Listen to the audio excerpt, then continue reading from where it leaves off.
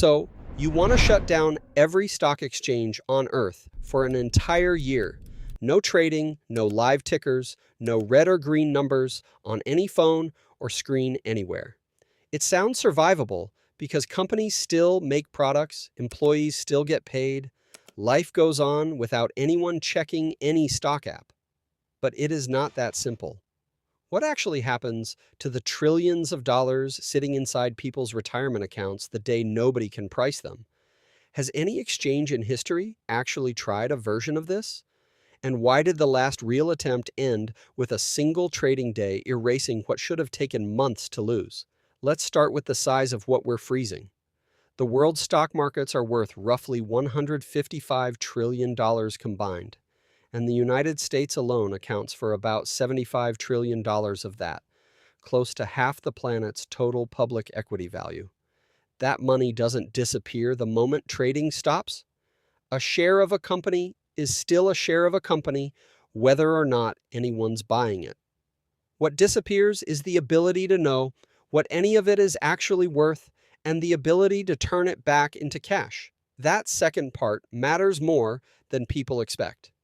Companies raised almost $957 billion globally in 2025 through IPOs, follow-on offerings and convertible bonds, essentially selling new shares to fund expansion, pay down debt, or survive a rough patch. Freeze the market for a year, and that entire channel closes. Nearly $1 trillion in planned corporate fundraising either doesn't happen or gets pushed onto private equity, sovereign wealth funds, and banks, the handful of players still holding liquid cash while everyone else is locked out.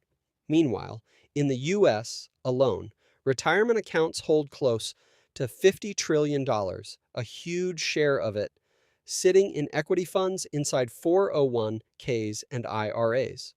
For an entire year, tens of millions of people planning to retire, rebalance, or simply check whether they're on track would have no way to know whether that number is real. Here's the part that makes this less hypothetical than it sounds.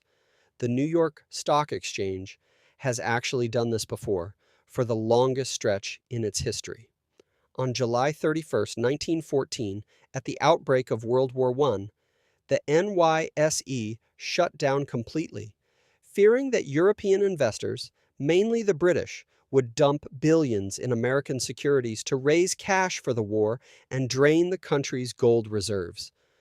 It stayed closed until December 12th, 1914, 4.5 months, the longest suspension the exchange has ever had, longer than anything during the Depression or after 9/11.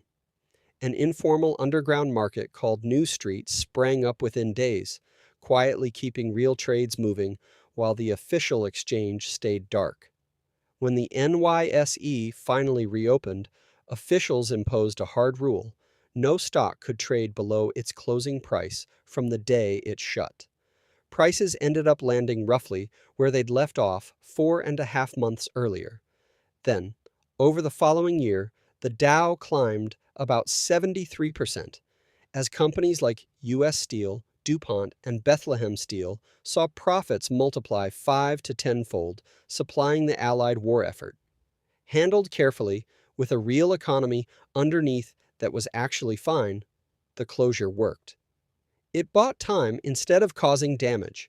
Now look at what happens when the economy underneath isn't fine. In 2015, Greece shut down its stock exchange for 5 weeks as part of a broader financial collapse alongside capital controls that limited ordinary bank withdrawals to €60 a day. When the market reopened on August 3rd, the index fell nearly 23% in the first minutes of trading, with the country's biggest banks hitting their 30% daily loss limit almost immediately. By the closing bell, the market had lost 16.2% in a single day, wiping out roughly $11 billion in value. It took about 2 years for Greek stocks to climb back to where they'd been before the shutdown. Nothing mysterious happened here. The economy had genuinely deteriorated for 5 weeks while nobody could trade, and the moment the market reopened, 5 weeks of accumulated bad news landed on the index all at once, compressed into a single session instead of being absorbed gradually the way it normally would be.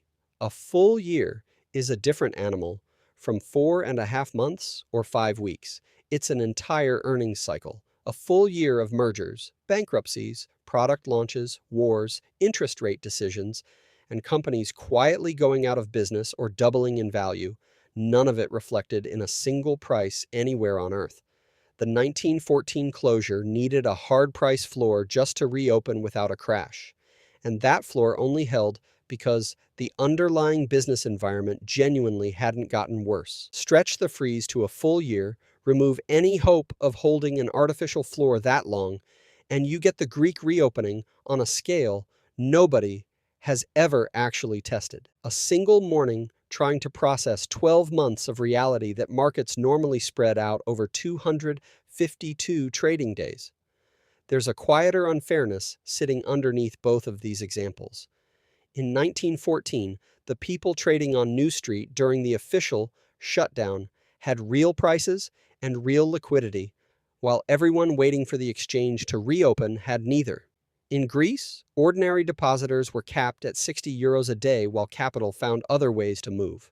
Every time markets officially close, someone with better access keeps trading anyway, just somewhere the public can't see. A year-long global shutdown wouldn't pause the market so much as move it underground, into private deals and back-channel trades struck by whoever already had the cash and the relationships, while everyone else stood outside the building waiting for a bell that this time would be ringing on a year's worth of unpriced damage, all landing on the same morning.